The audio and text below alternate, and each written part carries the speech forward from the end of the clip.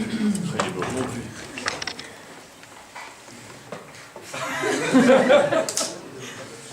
Bonsoir. Je suis avant tout ravi d'être avec vous ce soir et je vais profiter de cette soirée pour vous raconter mon histoire. Mon nom est, comme vous pouvez tous en douter, Charlie Chaplin, Charles Spencer. Je suis issu d'une famille... Pardon. Première fois, elle stresse. Je suis issu d'une famille pauvre à Londres et j'ai comme tout enfant un rêve. Le mien, c'était de me lancer dans la musique. Je me suis donc renseigné sur les chanteuses qui aujourd'hui font le buzz sur la toile et je suis tombé sur une certaine Céline Dion. Wow. Mais je remarquais quelque chose de bizarre dans sa voix, comme le bruit d'une mouette qui est en train d'agoniser. Et puis, après avoir mené mes recherches, j'ai compris qu'elle venait du Québec. Mais malheureusement, j'en étais tellement inspiré que j'ai fini par m'imprégner de cet accent. À l'âge de 14 ans, j'étais donc destiné à rater ma vie. Qui voudrait d'un mec avec une voix de pute? J'ai donc décidé de me lancer dans le cinéma muet. Mais en réalité, cette passion que je voue au ciné n'est qu'une façon de camoufler ma passion, ma vocation pour la politique, et plus précisément le communisme. Après avoir communiqué avec des amis de haut rang, je me suis rapproché d'un certain Staline, de son prénom Joseph.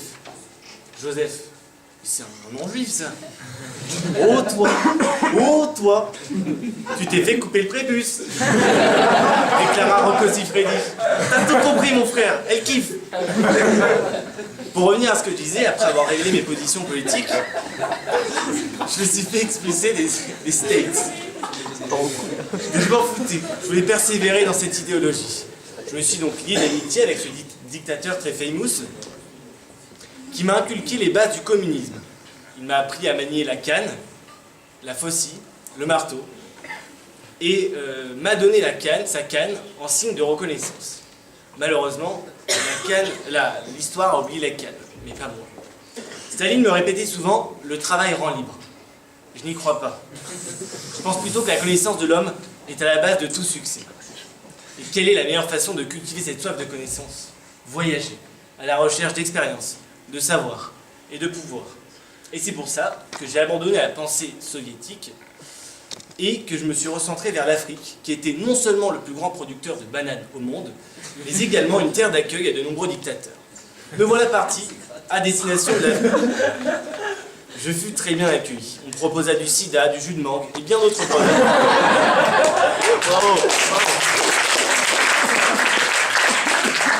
Cependant, il ne fallait pas que je perde de vue mon objectif. Apprendre et rencontrer les plus grands tyrans d'Afrique. Après une longue traversée, j'ai rencontré Tintin, qui me partagea son goût prononcé pour la nature africaine.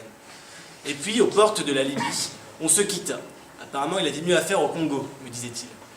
Un homme d'une soixantaine d'années s'approcha précipitamment de moi et m'expliqua qu'il avait plutôt déconné avec son pays et qu'il était maintenant poursuivi par une horde de sauvages qui voulaient sa peau. Muammar Kadhafi, ça ne pouvait être que lui. Je lui répondis que toute erreur est pardonnable et qu'il n'avait pas à s'en faire. Après tout, la situation ne pouvait pas être si dramatique. Et dans un speech très exhaustif, je lui expliquai qu'il n'y avait pas de bonne ou de mauvaise situation. Et après lui avoir résumé ma vie pendant 45 minutes, je partis. Je compris à ce moment-là que la politique n'était peut-être pas faite pour moi. Trop complexe, tout simplement trop con.